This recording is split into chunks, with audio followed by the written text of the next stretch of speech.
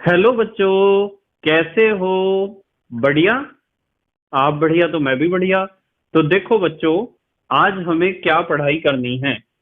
आज है बेटे हमारे पास क्लास 12th का रिवीजन का वीडियो नंबर 30। तो बेटे क्लास 12th का बोर्ड एग्जाम के लिए रिवीजन का 30वां वीडियो है। और इससे पहले 29 वीडियो आपको प्लेलिस्ट में भी मिल जाएंगे, नीचे बेटे डिस्क्रिप्शन में भी मिल जाएंगे, और कुछ समय बाद आई बटन में भी लिंक आ जाएगा, जहां आप 12th क्लास के बोर्ड एग्जाम के लिए रिवीजन के सभी वीडियोस को देख सकते हो और समझ सकते हो, जो बोर्ड एग्जाम में आपकी बहुत ज्यादा हेल्प करेंगे। इसी के साथ साथ आपको नीचे डिस्क्रिप्शन में पीडीएफ नोट्स का लिंक भी मिल जाएगा, और आप पीडीएफ नोट्स के लिए टेलीग्राम पर भी सर्च कर सकते हो, के एम डी सहारनपुर। तो देखते हैं आज का हमारा टारगेट क्या है। आज बेटे हमें पढ़ना है जैव अणु या बायोमोलिक्यूल्स। तो जैव अणु या बायोमोलिक्यूल्स का आज हमें फास्ट ट्रैक रिवीजन करना है, और इस रिवीजन में हम डिस्कस करेंगे केवल बोर्ड एग्जाम में अब तक पूछे गए बहुत ज्यादा इंपॉर्टेंट क्वेश्चंस को। आपको दो बातें ध्यान रखनी है। सबसे पहली बात तो आपको यह ध्यान रखनी है कि आपको किसी भी यूनिट को पढ़ना हो तो आपको प्ले लिस्ट के अनुसार ही पढ़ना है। और दूसरी बात यह ध्यान रखनी है कि किसी भी वीडियो को यदि आप देखते हो तो आपको प्लेबैक स्पीड अपने अनुसार एडजस्ट करनी है। ठीक है, तो देखते हैं सबसे पहला क्वेश्चन। सबसे पहले तो हमने जो यहाँ क्वेश्चंस लिए हैं वे हमने हर एक क्वेश्चन का एक पॉइंट बनाया है। तो हर एक क्वेश्चन को पॉइंट के अकॉर्डिंग यहाँ हम समझेंगे। सबसे पहले तो हम देखते हैं पहला क्वेश्चन, दूध में पाए जाने वाली शर्करा। ये क्वेश्चन पेपर में बहुत ज्यादा पूछा जाता है कि दूध में कौन सी शर्करा पाई जाती है। तो ध्यान रखेंगे लैक्टोज। दूध में कौन सी शर्करा पाई जाती है? लैक्टोज। उसके बाद दूसरा क्वेश्चन है सबसे मीठी शर्करा। सबसे अधिक मीठी शर्करा फ्रक्टोज होती है, यदि आपके पास क्वेश्चन आया। तीसरा क्वेश्चन, ग्लूकोज तथा फ्रक्टोज। ग्लूकोज तथा फ्रक्टोज टॉलेन अभिकर्मक को अपचयित कर देते हैं।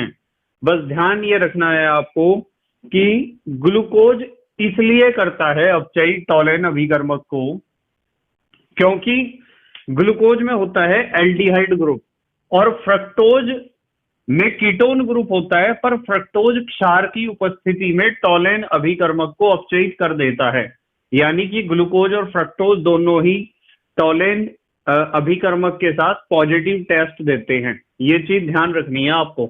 उसके बाद फोर्थ क्वेश्चन है, सुक्रोज एक डाइसैकेराइड है। सबको पता है सुक्रोज, शुगर कह दो, चीनी कह दो, एक ही बात है। ये क्या होता है? एक डाइसैकेराइड होता है, और इसका फार्मूला आपको पता है C12H22O11। यदि आप सुक्रोज का जल अपघटन करते हो तो आपको ग्लूकोज और फ्रक्टोज मिलते हैं, जो दोनों मोनोसैकेराइड हैं। तो जब किसी डाइसैकेराइड का आप जल अपघटन करते हो तो आपको दो मोनोसैकेराइड प्राप्त होते हैं। उसके बाद हम बात करते हैं क्वेश्चन नंबर 5 की। सेल्यूलोज के पूर्ण जल अपघटन से डी ग्लूकोज प्राप्त होता है। ये भी बात सबको बच्चों को पता होनी चाहिए कि सेल्यूलोज के पूर्ण जल अपघटन से हमें डी ग्लूकोज मिलते हैं।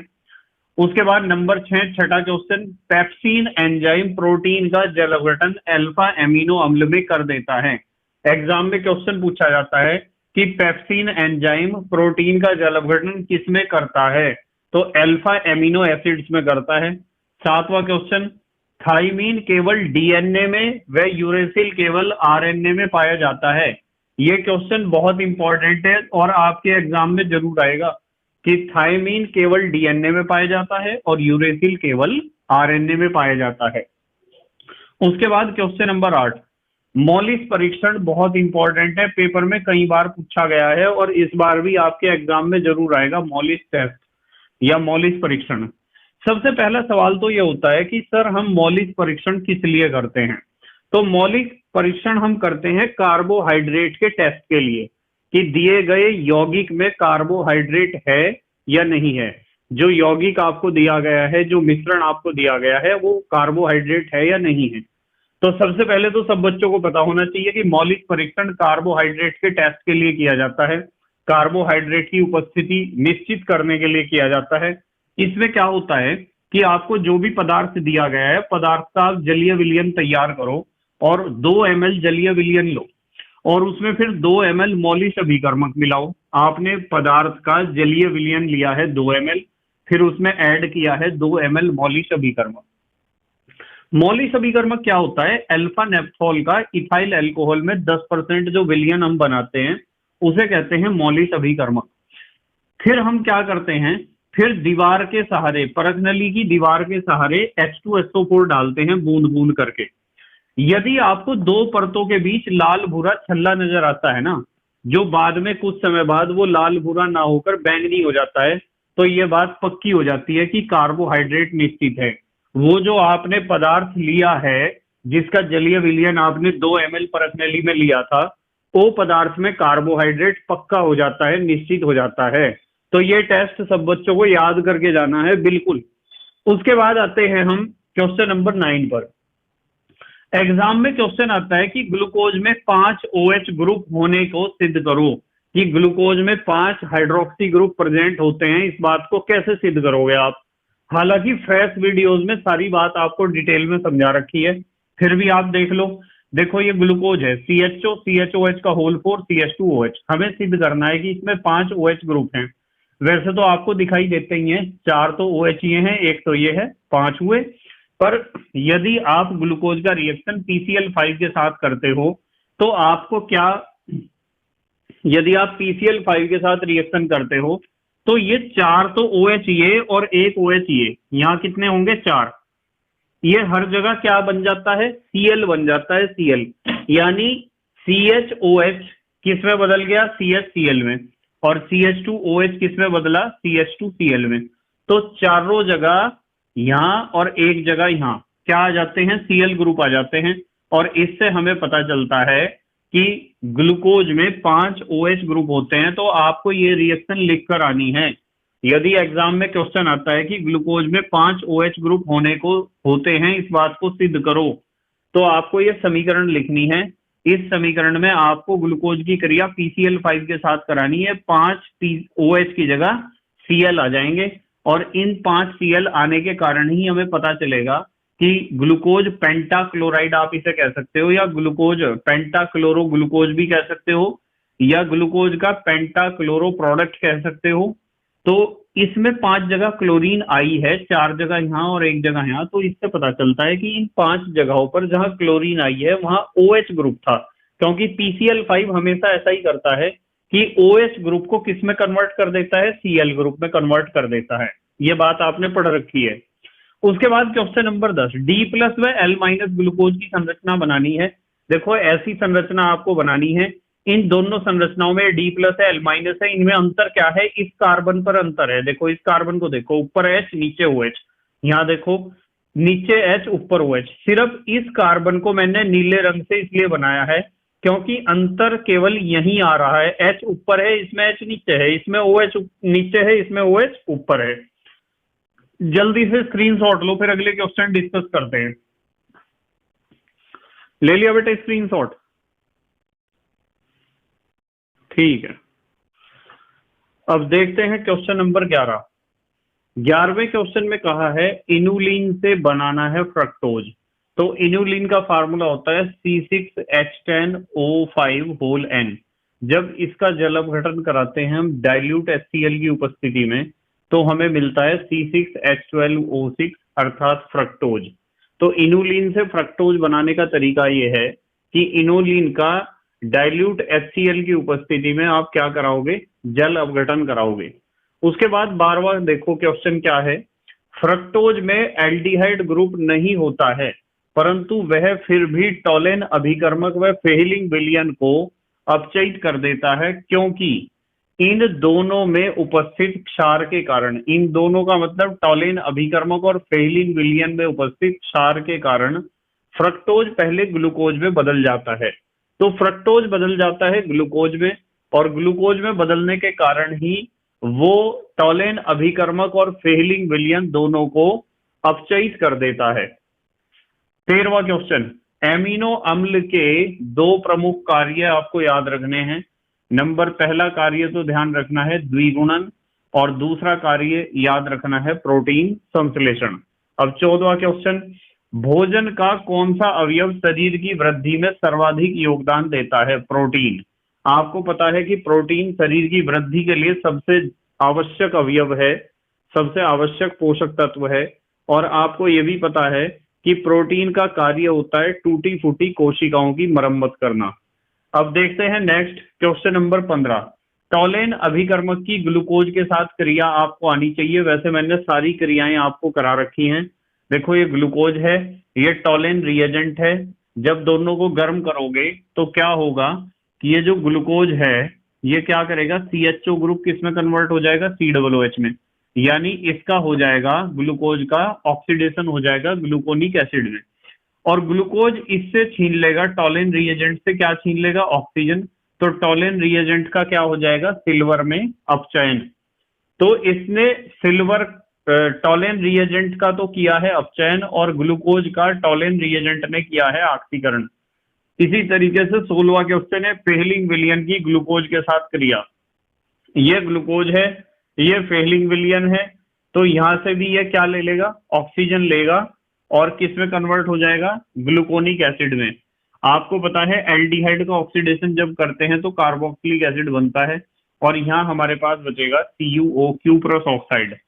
उसके बाद 17वां क्वेश्चन है, आपको पता होना चाहिए ज्विटर आयन किसे कहते हैं? आपको पता है एमिनो एसिड में एक एमिनो ग्रुप होता है, एक कार्बोक्सिलिक एसिड ग्रुप होता है। ये बेसिक होता है, ये एसिडिक। जब ये एसिडिक है तो ये अपना H पॉजिटिव आयन यहाँ देगा, या फिर आप कह सकते हो कि ये लोन पेयर ऑफ इलेक्ट्रॉन इस H को मिल जाएगा, तो यहाँ तो बन जाएगा NH3 पॉजिटिव, और इसने अपना H पॉजिटिव आयन इधर भेज दिया तो यहाँ आ जाएगा ऋणावेश। तो ये ज्विटर आयन एक विशेष प्रकार का आयन होता है जिस पर धन आवेश और ऋणावेश दोनों होते हैं। इसका एक सिरा धनावेशित और दूसरा ऋणावेशित होता है, इसलिए इसे ज्विटर आयन कहने के साथ साथ हम द्विध्रुव आयन भी कहते हैं। उसके बाद आते हैं क्वेश्चन नंबर 18 पर। कार्बोहाइड्रेट की परिभाषा व वर्गीकरण आपको आना चाहिए। मैंने आपको सिखा रखा है कि कार्बोहाइड्रेट किसे कहते हैं और कार्बोहाइड्रेट कितने प्रकार के होते हैं। मोनोसैकेराइड, डाइसैकेराइड, ओलिगोसैकेराइड, पॉलीसैकेराइड, ये सारे आपको सिखा रखे हैं, और सबके उदाहरण भी आपको जरूर आने चाहिए। अब 19वें क्वेश्चन पे आते हैं। ग्लूकोज से सॉर्बिटॉल बनाने की समीकरण आपको आनी चाहिए, मैंने आपको सिखा रखी है। और ग्लूकोज से N-हेक्सेन भी बनाना आपको आना चाहिए। जल्दी से स्क्रीनशॉट लो, फिर इंपॉर्टेंट क्वेश्चन बताता हूं। लॉन्ग क्वेश्चन कौन कौन से आपको पक्के करके जाने हैं इस यूनिट में से। ले लिया बेटा स्क्रीनशॉट? ठीक है। अब मैं आपको बताता हूं कुछ लॉन्ग क्वेश्चंस जो आपको बिल्कुल पक्के करके जाने हैं, और आपको इस यूनिट की प्लेलिस्ट में ये सारे क्वेश्चन करा दिए गए हैं पहले से ही। बस आपको ध्यान रखना है कि ये क्वेश्चन बिल्कुल पक्के करके जाने हैं। जैसे नंबर 20 पर क्वेश्चन है, पेप्टाइड व पेप्टाइड बंध। आपको पता होना चाहिए कि पेप्टाइड किसे कहते हैं, पॉलीपेप्टाइड किसे कहते हैं, और पेप्टाइड बॉन्ड का क्या मतलब होता है, और पेप्टाइड हमारे दैनिक जीवन में कहाँ उपयोगी है, किस प्रकार उपयोगी है, और कितने प्रकार के पेप्टाइड होते हैं। उसके बाद 21वां क्वेश्चन है, डीएनए व आरएनए में अंतर। ये क्वेश्चन बहुत इंपॉर्टेंट है। 21वां क्वेश्चन, डीएनए और आरएनए में अंतर आपको बिल्कुल पक्का करके जाना है। उसके बाद 22वां क्वेश्चन है, डीएनए फिंगरप्रिंटिंग का क्या मतलब होता है, ये भी मैंने आपको सिखा रखा है। 23वां क्वेश्चन है, ग्लूकोज व फ्रक्टोज की संरचनाएं व रासायनिक गुण। आपको ग्लूकोज और फ्रक्टोज दोनों की हर तरह की संरचनाएं बनानी आनी चाहिए। खुली श्रृंखला संरचना, चक्रीय संरचना, हावर्थ प्रक्षेपण सूत्र, ये सब आपको आने चाहिए बिल्कुल। ठीक है, चाहे वो ग्लूकोज है चाहे फ्रक्टोज, और उनके रासायनिक गुण भी आने चाहिए। 24वें नंबर पर क्वेश्चन है, एमिनो एसिड। एमिनो एसिड का भी आपको पता होना चाहिए कि एमिनो एसिड क्या होते हैं और ये किस प्रकार प्रोटीन का निर्माण करते हैं। 25वां क्वेश्चन है, प्रोटीन की संरचना व कार्य। आपको प्रोटीन की प्राथमिक संरचना, द्वितीयक संरचना, ये सारी संरचनाएं आपको पता होनी चाहिए, और प्रोटीन का हमारे शरीर में या दैनिक जीवन में किस प्रकार उपयोग है, वो क्या कार्य करता है प्रोटीन, वो भी आपको जरूर पता होने चाहिए। और 26वां क्वेश्चन बहुत इंपॉर्टेंट है, डीएनए की द्विकुंडलित संरचना का वर्णन। डीएनए का जो डबल हेलिकल मॉडल होता है उसका चित्र आपको बनाना आना चाहिए और उसके बारे में थोड़ा बहुत लिखना भी आना चाहिए। ये सारी चीजें मैंने आपको सिखा रखी हैं बेटे। उसके बाद हम बात करते हैं 27वें क्वेश्चन की, क्या होता है जब। देखो ये जो बार बार मैं आपको बताता हूं, 4 प्लेलिस्ट मैंने आपके लिए बना रखी है बोर्ड एग्जाम को फोकस करते हुए। क्या होता है जब, कैसे प्राप्त करोगे, महत्वपूर्ण अभिक्रियाएं जिन्हें आप कहते हो नेम रिएक्शन, और अभिक्रिया पूर्ण कीजिए। ये 4 प्लेलिस्ट आपको बिल्कुल पक्की करके जानी है। बोर्ड एग्जाम के लिए ही मैंने ये 4 प्लेलिस्ट आपके लिए तैयार की हैं। ठीक है, अब हमारे देश के प्यारे प्यारे बच्चे जल्दी से स्क्रीनशॉट लेंगे। ले लिया बेटे स्क्रीनशॉट? ठीक है। तो बेटे मैंने आपका जो है एनसीईआरटी के अकॉर्डिंग पूरा सिलेबस भी कंप्लीट करा दिया है क्लास 12 का, जो फ्रेश वीडियोस आपको मिल जाएंगे। और रिवीजन में भी मैंने काफी हद तक अपनी तरफ से प्रयास किया है कि एक तरह का आपका फास्ट ट्रैक रिवीजन हो जाए, जिससे आप आसानी से बोर्ड एग्जाम की तैयारी कर सको। इसके अलावा यदि मुझे लगेगा कि मुझे कुछ और भी आपको एग्जाम से पहले बताना चाहिए तो मैं आपको जरूर बता दूंगा बीच में आकर। पर अभी मेरा फोकस रहेगा क्लास 11th पर। मुझे क्लास 11th का सिलेबस कंप्लीट करना है। ठीक है, यदि मुझे लगा कि कुछ और आपकी हेल्प करनी चाहिए तो मैं जरूर कर दूंगा। ठीक है, जितना पॉसिबल हो सकेगा। Best of luck for your board exam and thank you very much for watching this video. अब आपको एक बात ध्यान रखनी है कि मेहनत और ईमानदारी से अपनी पढ़ाई करनी है। 2 बातें हमेशा ध्यान रखा करो कि आपको जिस भी यूनिट को पढ़ना है, जिस भी चैप्टर को पढ़ना है, तो आपको प्लेलिस्ट के अनुसार ही पढ़ना है। और दूसरी बात ये ध्यान रखा करो कि जिस भी वीडियो को आप देखते हो तो वीडियो का स्पीड अपने अकॉर्डिंग आप एडजस्ट करके ही देखा करो। ठीक है, तो thank you very much for watching this video. Okay, bye.